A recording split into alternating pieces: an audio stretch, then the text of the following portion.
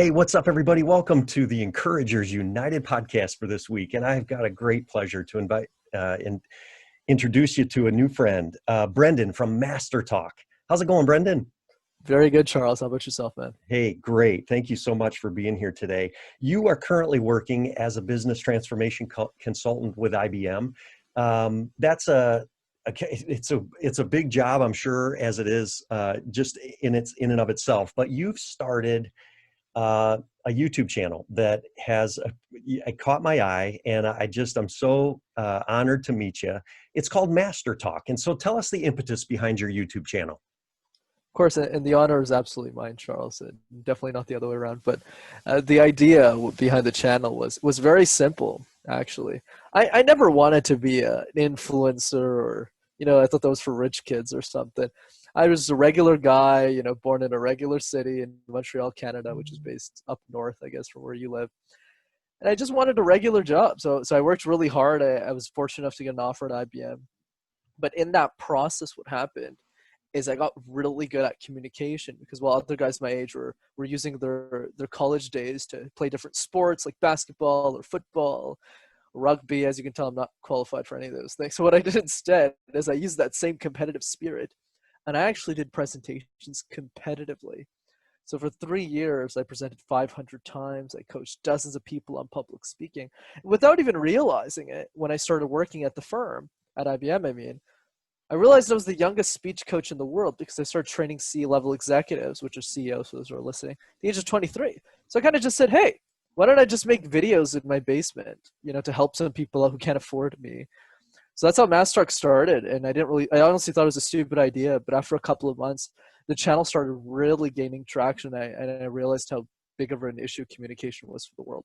Yeah, that channel caught my eye. You've got about 4,000, basically closing in on 4,000 subscribers. And I will just highly recommend it to our listeners because it's got great energy. Brenden does a great job with the content. We're going to get to some of that here in a second. But I was just so excited because, in today's age, the virus, the increase of Zoom calls and Google Hangouts and all these myriad of software where we're meeting electronically or, remotely. Public speaking has become more and more important and a larger and larger stress for people. Teachers are having to go online, obviously. Mentors and consultants are having to pivot and start to do meetings, remotely. Business leaders doing presentations. All of this requires us to be better public speakers. And so here comes Brenden with this great, great content. And so I want to get to a couple topics that you have here. First off, you actually have a background you've mentioned in some of your videos in theater and in improv. And you have a video that encourages people to leverage the arts, as you call it, and utilize some training and some tactics that folks would use. I have a background somewhat in theater as well and have participated that way. But tell us some tips and tricks for leveraging the arts in becoming a better public speaker. Absolutely. Happy to do that. So there's a couple of tips we could talk about. The first one is falling in love with disaster. So when I was in my first improv class, I just did a couple on the side for the fun of it. At the end of every one of those workshops, they would have a show for the public. And what shocked me the most, Charles, is how little experience those people had and how many of them raised their hand to want to participate in the show. I was like, you've been through one class. I was scared. I didn't want to go up there. But what they loved and what I learned from those people was even if they knew nothing about improv, was that willingness to fall in love with disastrous situations. I always say to prepare for the worst. If you're in a meeting with an executive that you're scared of, get 10 of them to bombard you with questions. That meeting suddenly becomes a joke. If you're worried about a presentation you've spent years honing, talk about oranges for a couple of minutes, see where that takes you, and then go back to that. So it's this idea of falling in love with disaster. Number 2, always say yes. So the idea with improv is regardless of the scene, regardless of the fruit, regardless of the situation that you get, you need to invent something out of thin air. Because the second that you say no, the scene ends. In the same way that if you get to a presentation, you realize that your slides don't work, and they just, because the computer's not working for whatever reason, and you just say, well, I can't present. then you're denying that experience for the people who took time out of their day to watch you. There are so many situations I've been to, Charles, where I had to speak for 60 minutes. I ended up only having 10 minutes. There are situations where, one in particular, I went to a presentation I prepared 4 months for. And on the day, I learned that I needed to give the presentation in 2 different languages at the same time, English and French. So I know to speak French, so it wasn't that bad, Yeah. but I didn't practice the keynote in French. So it doesn't matter. At the end of the day, you always need to say yes, not because for you, but because the audience who's listening to you, whether you're in an improv session or you're giving a communication workshop or a podcasting session, is there to listen to you and is there to learn from you. So you need to deliver for them regardless. Third one, always learn to think really quickly on your feet. So let's say you're at a wedding, the best man comes up to you and says, or best woman, I guess, depending on how that works, goes, well, Brenda, I need you to give a speech.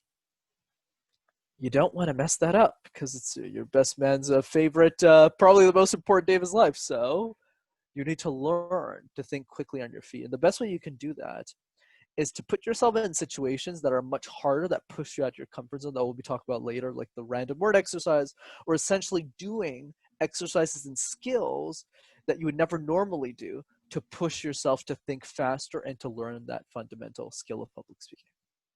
Oh, that's awesome. That so reinforces, I think, what, high energy, positive minded, encouraging type people, we may tend to naturally do those things in our real life. And I really resonate with always saying yes and just trying to roll with it, and I've done enough presentations and teaching to know that I got to be ready when something's going to go wrong. And I actually have to fall in love.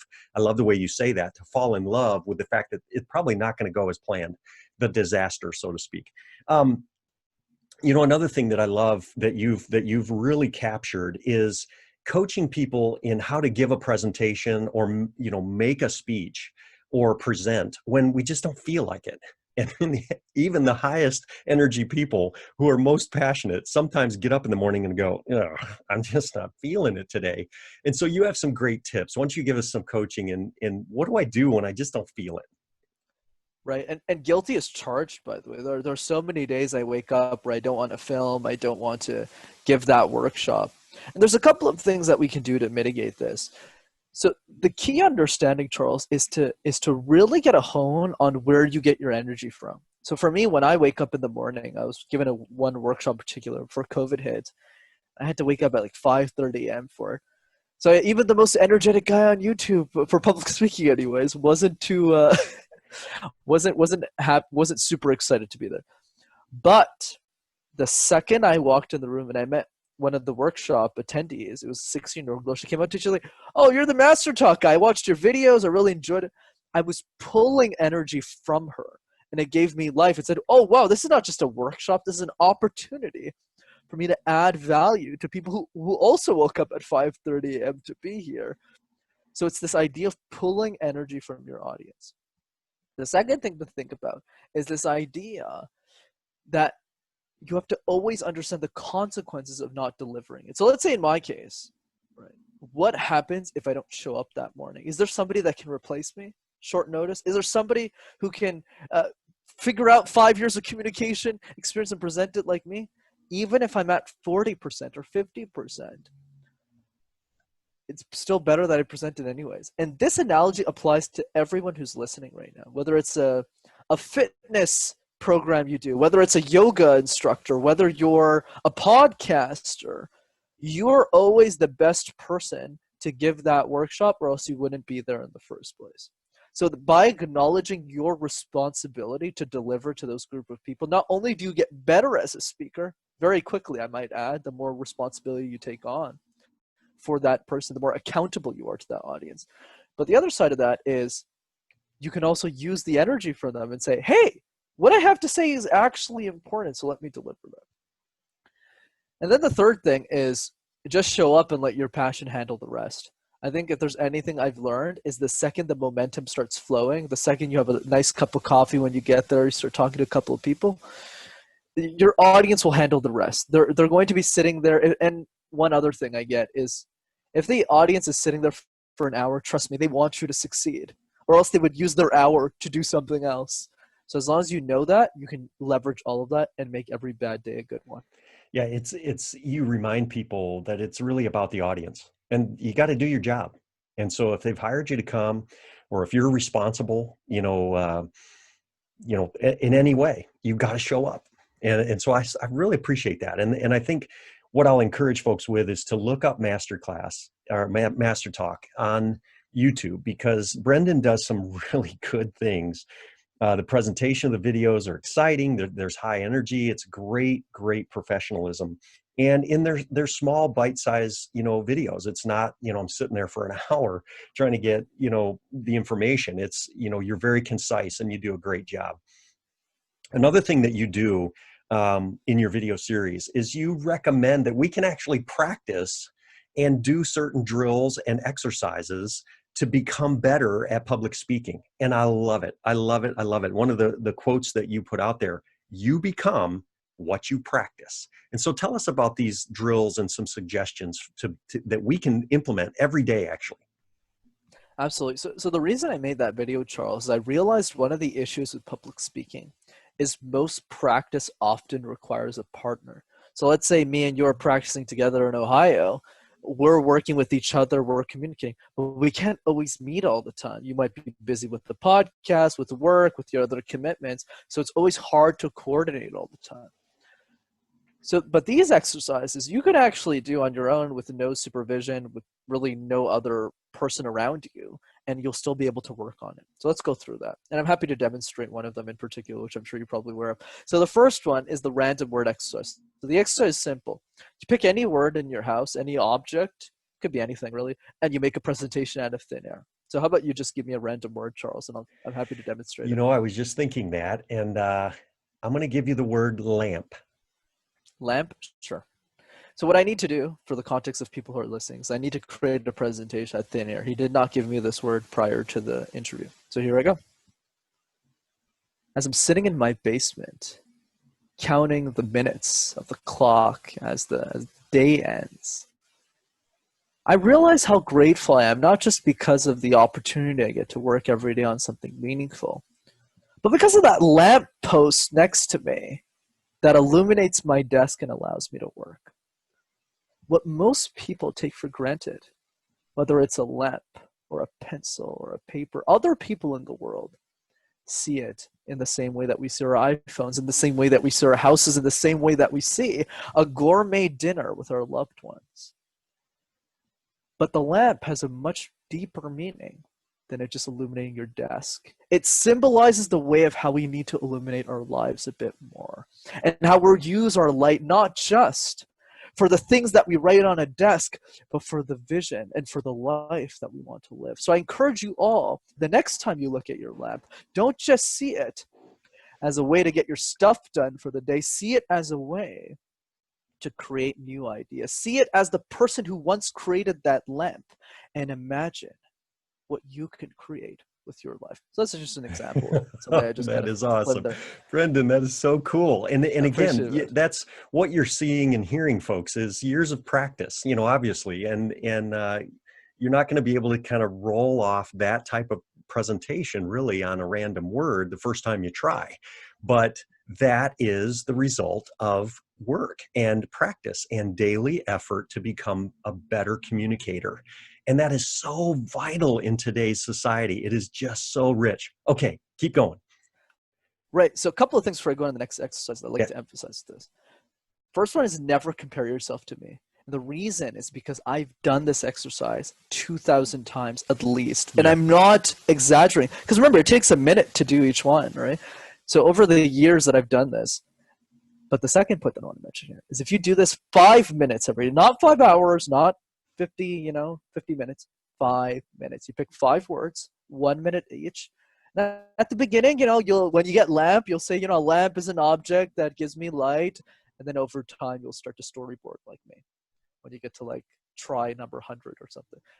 Number 3, understand why the exercise matters. I'm sure a lot of you are thinking, why am I talking about lamps for a minute?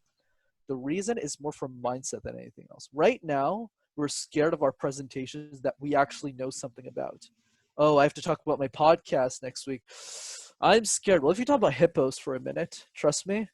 If you talk about lamp, I once got nail polish on a podcast. Imagine how difficult that would have been for me. So I talked about the definition of beauty or something. But the point is if you do nail polish for a minute, imagine the presentation you actually know something about. The presentation that you once thought was scary suddenly becomes a joke. Right? So exercise number 2. Next thing you want to do is what I call forced silence drill. So what this does is it allows you to force yourself to pause at specific elements of a presentation so that you can quickly learn. This is easier with the partner, but if you're alone, what you can do instead is you can time yourself. So let's say I'm giving a 60-second presentation. I mean, like an elevator pitch. My name is Brenden. I do this, blah, blah, blah. What you want to do is every 5 seconds, you just want to pause for 2. So I'm talking, etc. And if you do it to partner, it's actually a lot more effective, and you don't need to be a speech coach to do this. Charles can just look at me and go, Brendan's speaking too quickly in this thing. I'm not really sure, but let me just try pausing it. Let me try pausing here. And what you want to do is you want to record both of those versions. So when you review the second one with somebody else pausing you or you pausing yourself, it sounds way better. And I do this with a lot of my clients who practice alone at home. They just record themselves and then they send it to me and I go, hey, do this again and just pause at these areas. They send it again. It's way better. Right? Easy. You don't need a coach to do this. Just do it on your own. Easy. And then after that, the endless gaze. So the endless gaze is a funny one because it's simple, but most people aren't willing to do it. But I'm happy to talk about it. So the endless gaze, essentially, it solves one problem. And that problem is we have a lot of difficulty looking at people in the eyes in silence, not just in presentations, but also in life in general. So when we look at somebody that we love, it's very hard for us to maintain eye contact without looking at our phones, without, let me just go do something else, right?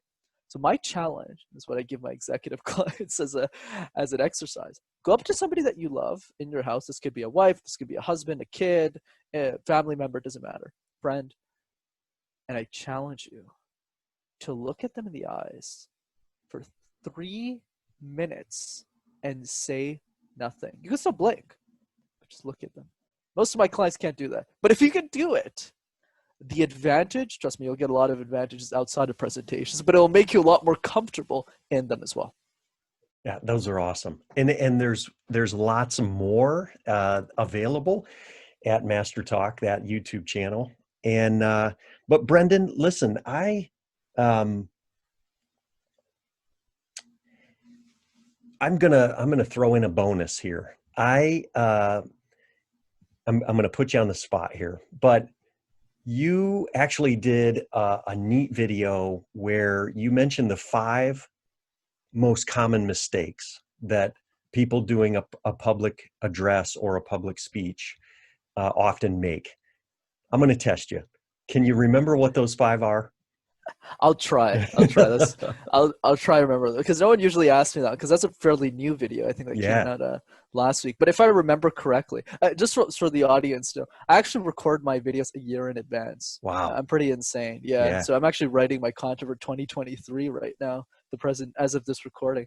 So yeah, so I always have trouble remembering sometimes, but I'll give you a couple. So the first one, biggest mistake, is lack of audience prep. Most people don't prepare for their audiences enough. And let me add more details here, because people are thinking right now, oh, well, Brenden, I know how to do that. Like, I'm thinking about my audience. I know who they are. No. There is nobody in my industry who has had more lunch conversations, coffee conversations, dinner conversation with 8-year-olds, with 57-year-olds, with 75-year-olds, with 20-year-olds. The difference between the best speakers in the world and everyone else is we do not think about our audience. We obsess over them. We understand the psychology of who they are, so much so that the other person feels that we understand them. So for example, in this very recording, when I'm on a podcast and the person's very extrovert, they go, Brenden, it's such a pleasure to be here. I mirror that energy. I go, dude, it's so great to be here too. I love this. But Charles, the opposite is also true. Hey, I'm really excited to be here. I'm like, oh, Paula, is this your first podcast interview? She's like, yeah, I'm really shy, but I prepared a lot for this. So you don't have to worry. Let's take it one question at a time. So notice how the way that I completely mirrored that situation, this is what we call mirroring, completely changed. Why? Because I don't think about my audience, Charles. I obsess maniacally over them. And that is the difference between the top 1% and the top 10%. So that's one mistake that comes to mind. Second mistake, I'm definitely going to forget a couple. I already know it right off the bat. But another one that comes to mind, oh, right. I don't know. Lack of practice. Yeah. Most people, actually, it's not really lack of practice. It's not understanding how to practice. So let's say you have a presentation to give. Most of the presentations in our lives, we've only given once or twice. And that's why we're not very good. So if I give an analogy here, riding your bike the first time. You didn't just get on a two-wheeler and just know exactly what to do. That's a new analogy I just thought of. I'm going to use that in future shows. But as the point is, awesome. But like it took you like a couple of months to like get it right on the four wheels, and then you took the training wheels off. But the reason you're successful is because you're always riding the same bike. You're not riding a tricycle all of a sudden. You're not switching vehicles. Same thing with driving. But we don't do that in public speaking. Because in public speaking, you have 2 days to prepare for a presentation. Charles, I need you to do this for Friday. You get it done. But then you take the presentation, you throw it in the garbage and move on to the next one. So my recommendation instead is find one presentation, one topic that you like, that you enjoy, that you want to present a lot, that solves a problem for somebody else that you can do repeatedly. This is what we call the repeatable presentation. And for you, since you had me on the show, for you, the presentation is easy. It's your own podcast. Yeah. What is Encourages United for? What are you trying to solve for as you're practicing this in ministers and churches and areas around you, business communities? What's unique about that presentation is you can do it a lot over and over and over again until it's perfect. And I'll try and give you one more. Let's see. What other mistakes are we saying here? Oh, right. Here's one that I can mention that I actually didn't talk about in the video. Is most people don't pull enough from other industries. So for example, let's say you want to create a new topic. Let's say you're presenting something at work or something within your industry. I would say a big mistake a lot of the pros make is that they don't take insight. They don't try and learn from industries that have nothing to do with them. So in my case, I'm not this big theater guy. I don't go to shows every week. I did a couple of improv sessions. But I'm able to tie in industries that aren't necessarily relevant to corporate communication tips that changes the way people perceive my brand. So let's say like one of the other videos that I'm sure you've probably watched was the 3 lessons I learned from karaoke. So not many people know this, but I can karaoke in 8 different languages. So I just did that for fun. That wasn't like, oh, I'm going to use this to be a professional speaker someday. But when I looked at my life after, I said, hey, there's an analogy here. Like just last week, I made a video that's going to come out in like 3 years called The 3 Lessons I Learned from Roller Coaster Rides, because I hate roller coasters. Okay. And one of the tips that I shared in that future video that you get like the exclusive content is this idea of even if the person next to you can't do anything, they're better off next to you. So like an example, in a roller coaster ride, the person who's next to you can't do anything for you. Right? Like if you're yelling, like they can't soothe your emotions, but you always appreciate that they're next to you anyways, when they're waiting in line with you, talking to you.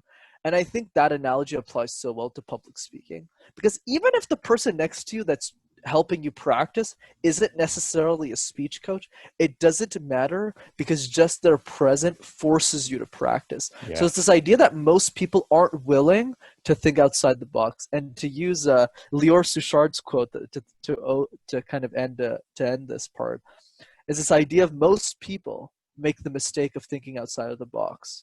But what they should be doing is thinking in between both boxes. And I think that was really powerful. Yeah, it is. And you know what? I'm not going to reveal the other most common mistakes that people make in public speaking, because our listeners and viewers on YouTube will need to go to MasterTalk, and Brenden's channel is on the rise. It is doing so well, and it helped me as I present and teach, even within the podcast realm. What Brenden brings up as, teachable points is so valuable. Brenden, how can our listeners best learn more about you and check you out. Give us a way that people might reach out and contact you. Absolutely, Charles. And before I do that, I think what was great about your question that for the audience to listen to, that was a good demonstration of always saying yes. Even if I didn't know the answers, it Yeah, doesn't really matter. You that's just right. run with it and you keep That's right. going. No doubt. Right. There you go. So if you want to reach out to me, best way of doing that is MasterTalk in one word. You can check out all my YouTube videos there. And if you want to get in touch with me directly, the best way of doing that is Instagram.